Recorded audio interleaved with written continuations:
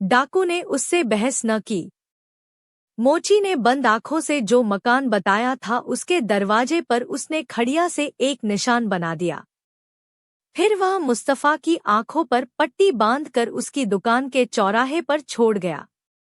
रात भर वह उसी नगर में अपने निवास स्थान पर रहा।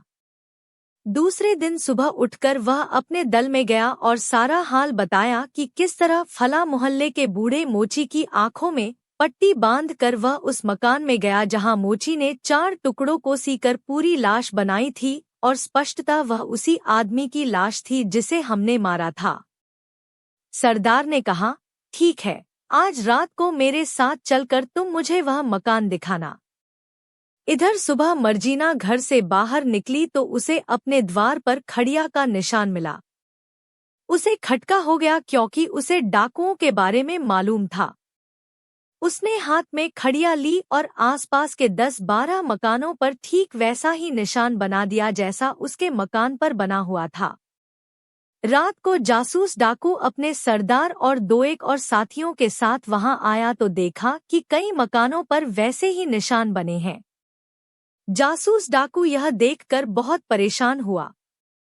वह उस मकान को बिल्कुल न पहचान सका जिस पर उसने निशान लगाया था। उसने कसमें खाकर कहा कि मैंने एक ही दरवाजे पर निशान लगाया था और बिल्कुल नहीं जानता कि अन्य दरवाजों पर निशान कैसे बन गए।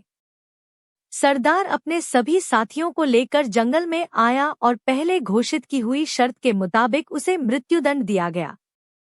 याद रखना चाहिए कि डाकू जितने निर्मम और लोगों के लिए होते हैं उतने ही अपने साथियों के लिए भी होते हैं और ऐसे मौकों पर इस बात का ख्याल नहीं करते कि उनका कोई साथी उनके प्रति अब तक कितना वफादार रहा है।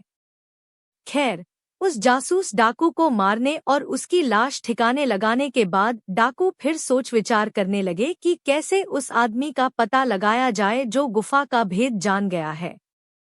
सरदार ने इनाम की रकम बढ़ा दी और उसका कुछ हिस्सा पेशगी देने का वादा किया। कुछ देर के बाद एक और डाकू ने बीड़ा उठाया कि उस आदमी का पता लगाऊंगा जो गुफा में जाकर अशरफिया भी ले गया और मृत व्यक्ति का शव भी। सरदार ने उसे पेशगी इनाम देकर विदा किया। वह डाकू कुछ दिनों तक इधर-उधर पूछता रहा, फिर वह भी मुस्तफा मोची के पास पहुंचा।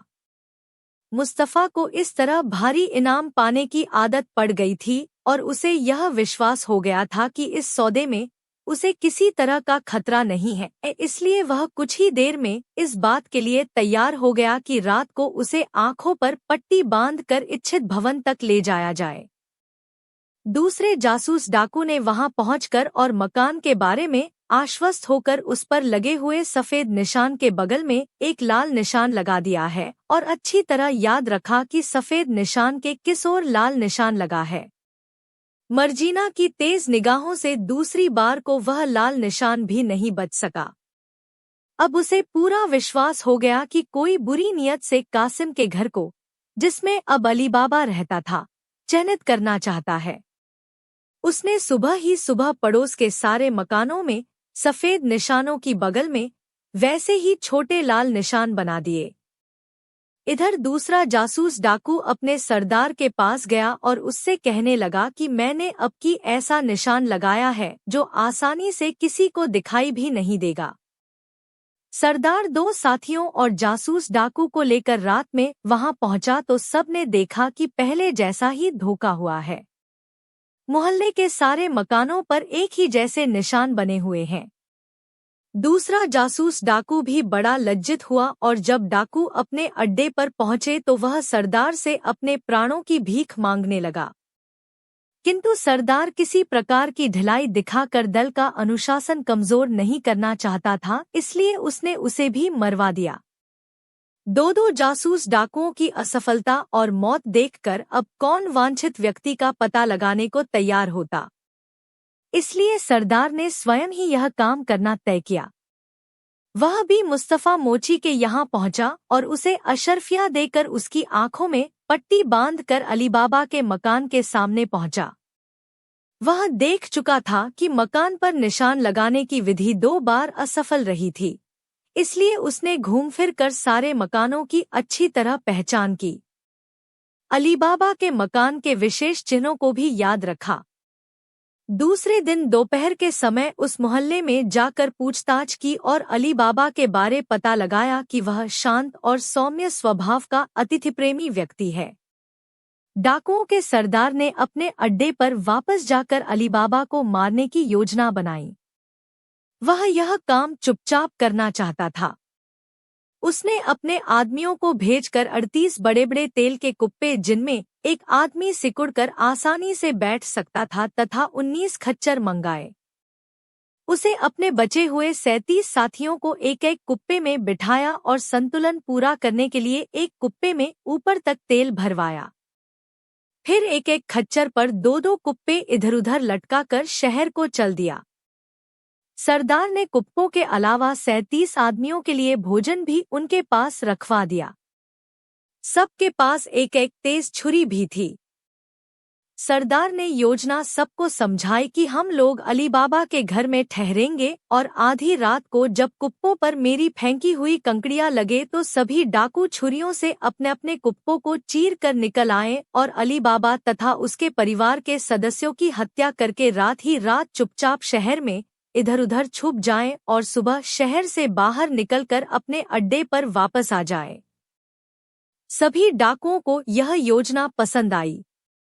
शाम को दिया जलने के बाद सरदार व्यापारी के वेश में अपने 19 खच्चर लिए हुए अली बाबा के घर पहुंचा।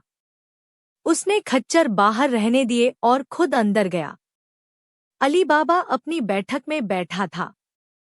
सरदार ने उसे सलाम करके कहा, महाशय, मैं बाहर से आया हुआ तेल का व्यापारी हूँ और यहाँ के व्यापारियों के हाथ बेचने के लिए तेल लाया हूँ। मुझे रास्ते में देर लग गई और इस समय किसी सराय में जगह भी नहीं मिली।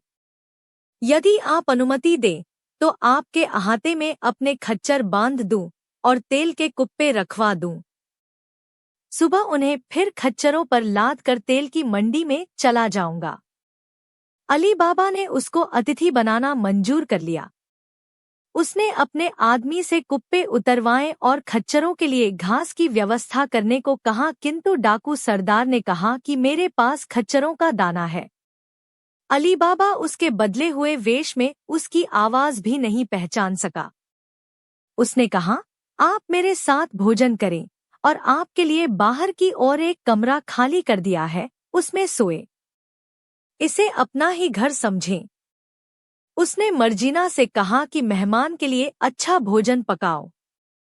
साथ ही उसने आज्ञा दी, कल सुबह मैं हम्माम में स्नान करना चाहता हूँ, इसलिए मेरे नौकर अब्दुल्ला को मेरे नए कपड़ों का एक जोड़ा निकाल कर दे देना।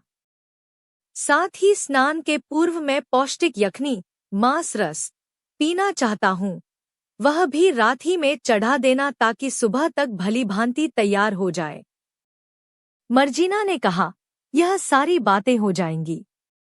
डाकू सरदार और अली बाबा भोजन करके अपने अपने कमरों में जाकर लेटे और सो गए।